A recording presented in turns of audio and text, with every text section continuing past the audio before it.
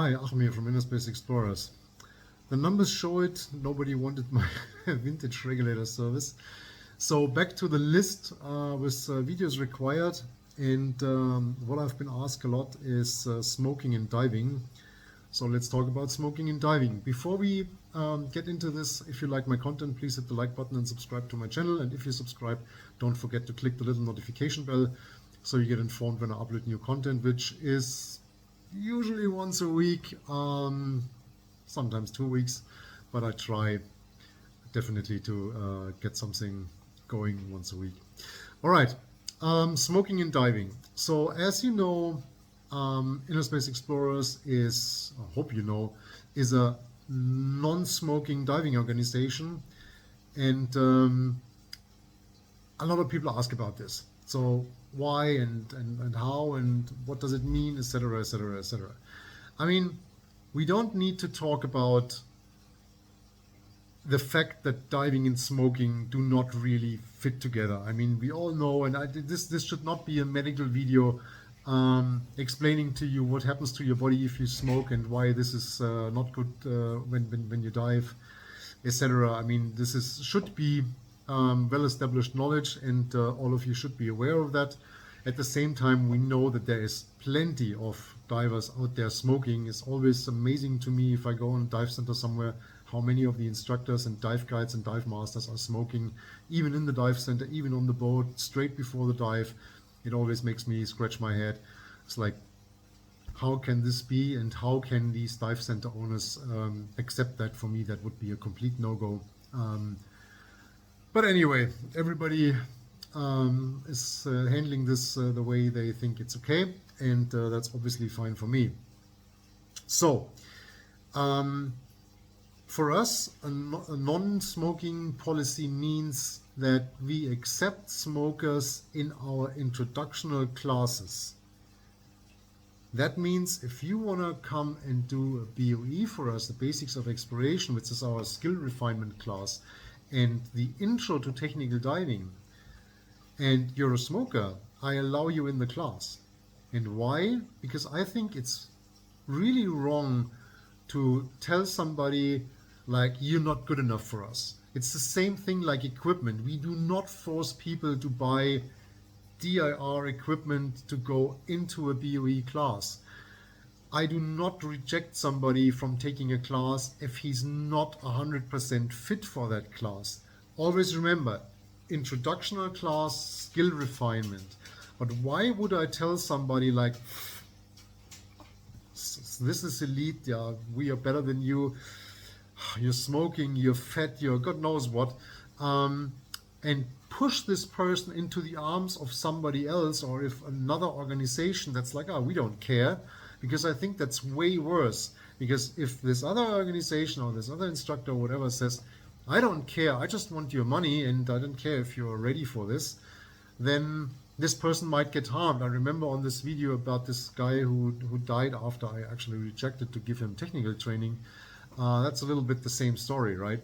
So we allow these people in and we want them to make the experience and then maybe change because of the experience we give them, because of the outlook we give them, and because of probably a better understanding of why this doesn't really fit together. And it doesn't matter if it's smoking, equipment, fitness, because we want these people to go in the class, and of course they can test out the, in our opinion, correct equipment, and then probably make a decision like, oh, that works way better than what I have, or okay, now I understand why I could not do this exercise. This makes it a lot easier. And then they go and they change because they want to change, because they understand, okay, now I know why these guys recommend this or that. And the same goes for fitness. If you're in a group with a couple of people and you realize that you're struggling with certain things because you're not fit enough, it might encourage you to go and do something for your fitness because you want to achieve this certain goal, and not somebody says like, ah, yeah, it's okay the way you did it, it's all good. I mean, you paid for the class, here's your card. So I think that's a better approach. And obviously the same goes for smoking. If you do this class and you like what you do and you like the way the teaching goes and the training goes and the content that we give to our students, and you realize like, okay, I want to continue with this. And okay, now I understand. Now I want to do a level 1 class. I want to do a cave class, whatever. And I need to stop smoking. Then you probably finally have the reason to stop smoking. And in fact, I have actually quite a number of people that went through this training and stopped smoking because of ISE and because of our training, because they said, I finally had a reason. I mean, my wife was giving me a hard time and this coughing was a problem and this and that, but I never could convince myself to finally drop the cigarettes. But when I went into this class, that finally was something I really wanted, and I really wanted to achieve more in diving, and I want to get the real experience and want to proceed into more technical diving, and that finally was the reason I quit smoking. And that's a huge success for the person that stopped and for us as an organization, because we are obviously influential to these people, and we could change them to the better. And that's the smoking, non-smoking philosophy we have and the way we handle that. So introductory classes, yes, you can participate and get the experience.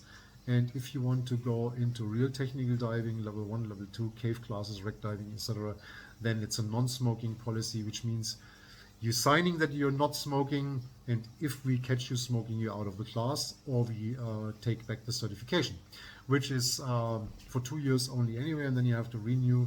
And then again, if we get somebody, catch somebody like with a cigarette or anything, then we cut the certification. And the next question, the normal one is did this happen? Yes, that happened. I can remember a level 2 class that I've been teaching, I think in Norway.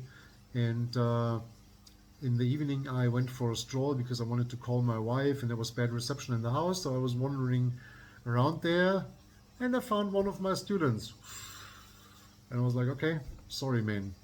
You lied to me. I mean, you signed that you're not a diver, so class is over for you. And the guy was super pissed.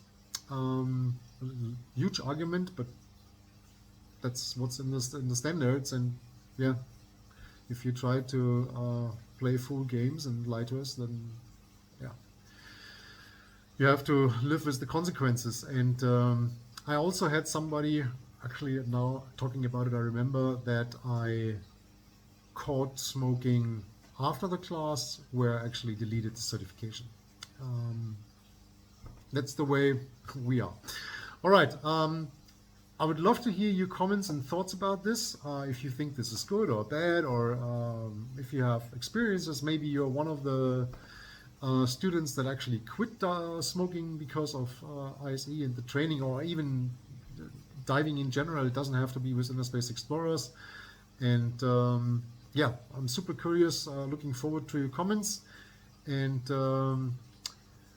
I'll introduce you to a new project in shorts, probably tomorrow. And yeah, there's something cool coming up. Take care, dive safe, and I'll see you in the next video. Bye-bye.